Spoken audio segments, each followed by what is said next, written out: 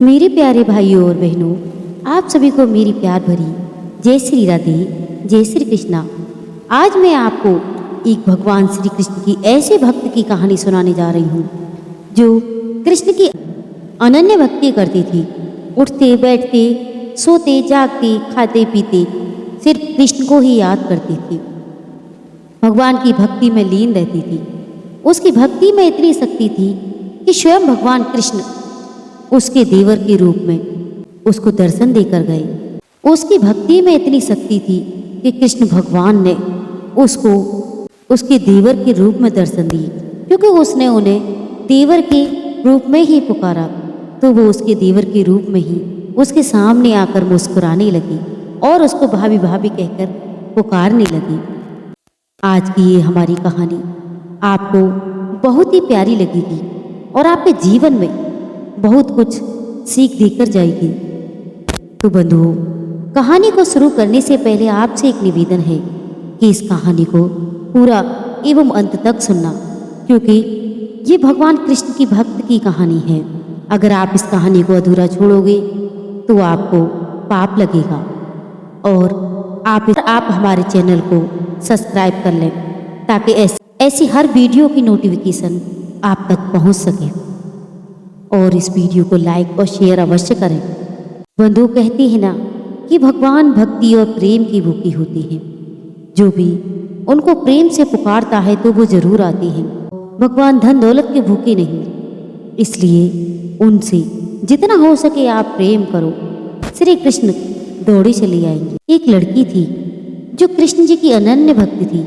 बचपन से ही कृष्ण भगवान का भजन करती थी, भक्ति करती थी। भक्ति करते करते बड़ी हो गई। भगवान की कृपा से उसका विवाह भी श्रीधाम वृंदावन में किसी अच्छे घर में हो गया। विवाह होकर पहली बार वृंदावन गई। नई दुल्हन होने की वजह से वो कहीं जा न सकी और मायके चली गई। और वह दिन भी आया जब उसका पति उसे लेने उसके मायके आया। अपने पति के साथ फिर वृंदावन पहुंच गई। पहुंचते पहुंचते उसे शाम हो गई। पति वृंदावन में यमुना किनारे रुककर कहने लगा कि देखो, शाम का समय है, मैं यमुना जी में स्नान करके अभी आता हूँ। तुम इस पेड़ के नीचे बैठ जाओ और सामान की देख रेख करना। मैं थोड़े ही समय में आ जाऊँगा, यहीं सामने ही हूँ। कुछ अजीब लगे तो मुझे आवाज़ दे देना। इतना कहकर पति चला गया और वह लड़की बैठ गई। अब एक हाथ लंबा घूंघट निकाल रखा था, क्योंकि गांव है, ससुराल है, और वहीं बैठ गई। मन ही मन में विचार करने लगी कि देखो, ठाकुर जी की कितनी कृपा है मुझ पर। उन्हें मैंने बचपन से भजा और उनकी कृपा से मेरा विवाह भी श्रीधाम वृंदावन में हो गया। मैं इतने वर्षों से ठाकुर जी को मानती हूँ, परंतु अब तक उनसे कोई रिश्ता नहीं जोड़ा। फिर सोचती है कि ठाकुर जी की उम्र क्या होगी। लगभग 16 वर्ष के होंगे। मेरे पति 20 वर्ष के हैं, उनसे थोड़े छोटे हैं, इसलिए मेरे पति के छोटे भाई की तरह हुए और मेरे देवर की तरह। तो आज से ठाकुर जी मेरे देवर हुए। अब तो ठाकुर जी से नया संबंध जोड़कर बड़ी प्रसन्न हुई और मन ही मन ठाकुर जी से कहने लगी कि देखो ठाकुर जी, आज से मैं तुम्हारी भाभी और तुम मेरे देवर हो गए। अब वो समय आएगा जब तुम मुझे भाभी भाभी कहकर पुकारोगे। इतना सोच ही रही थी कि तभी एक 10-15 वर्ष का बालक आया और उस लड़की से बोला, भाभी भाभी। लड़की अचानक उस अपने भाव से बाहर आई और सोचने लगी कि मैं तो वृंदावन में नई आई हूँ, ये भाभी भाभी कहकर मुझे कौन पुकार रहा है।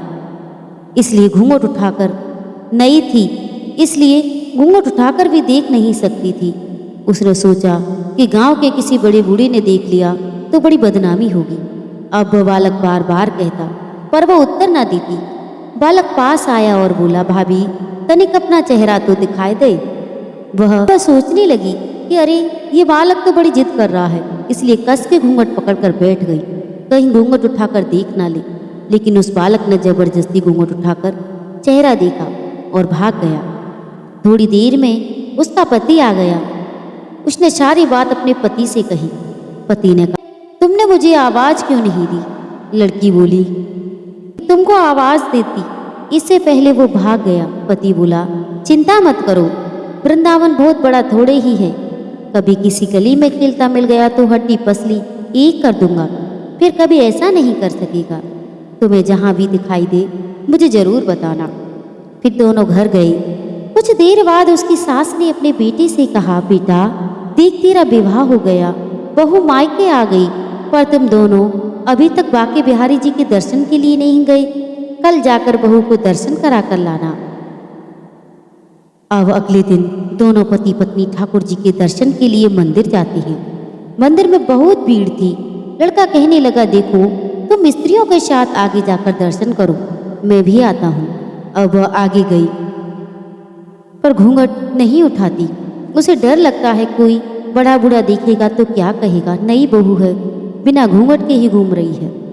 बहुत देर हो गई। पीछे पति ने आकर कहा, अरे बावली, बिहारी जी के सामने है, घूंघट काहे ना खोले, घूंघट ना खोलेगी तो दर्शन कैसे करेगी। अब उसने अपना घूंघट उठाया और जो बांके बिहारी जी की ओर देखा तो बांके बिहारी जी की जगह वही बालक मुस्कुराता हुआ दिखा। तो एकदम से चिल्लाने लगी, सुनिए, जल्दी आओ, जल्दी आओ। पति पीछे से भागा भागा आया और बोला, क्या हुआ, क्या बात हो गई। लड़की बोली, उस दिन जो मुझे भाभी भाभी कहकर भागा था वह बालक मिल गया। पति ने कहा, कहाँ है, अभी उसे देखता हूँ। तो ठाकुर जी की ओर इशारा करके बोली कि ये रहा, आपके सामने ही तो है। उसके पति ने जो देखा तो वो आवाक रह गया और बोला कि धन्य हो तुम, वास्तव में तुम्हारे हृदय में सच्चा भाव ठाकुर जी के प्रति है। मैं इतने वर्षों से वृंदावन में हूँ, मुझे आज तक उनके दर्शन नहीं हुए, और तेरा भाव इतना उच्च है, इतना सच्चा है, इतना प्रेम भरा है कि बिहारी जी के तुझे दर्शन हो गए। बंधुओं, इस छोटी सी कहानी से हमें यह शिक्षा मिलती है कि अगर हम भगवान के प्रति प्रेम और अटूट विश्वास रखेंगे और उनसे हम कोई अपना संबंध बनाएंगे तो हमको भगवान अवश्य ही प्राप्त होंगे। अगर हमारे अंदर उनके प्रति प्रेम है तो कलयुग में भी हमें भगवान दर्शन दे सकते हैं।